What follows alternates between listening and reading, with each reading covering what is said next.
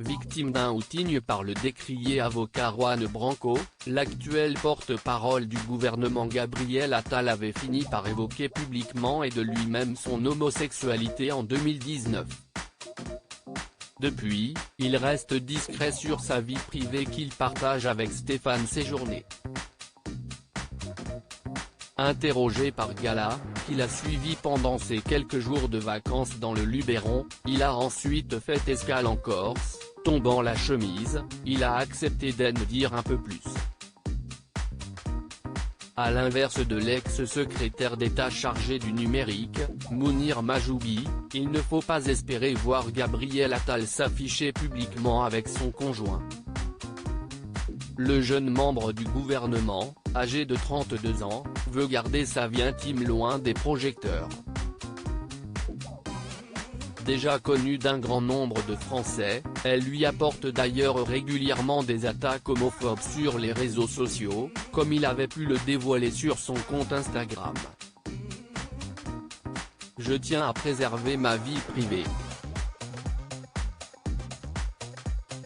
Ensuite, nous avons chacun notre parcours et notre engagement politique propre. Je ne veux pas qu'on lui demande des comptes sur ce que je dis et ce que je fais, et réciproquement, jure Gabriel Attal. Le porte-parole du gouvernement Castex est bien dans sa vie et ne cache pas que, dans le futur, la question de la paternité pourrait se poser. Gabriel Attal et Stéphane Séjourné, député européen LREM de 36 ans, envisagent-ils d'avoir un enfant?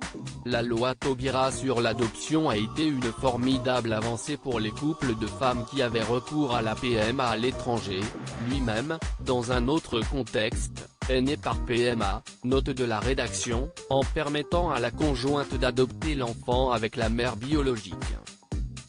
Pour les couples d'hommes, l'adoption reste très compliquée.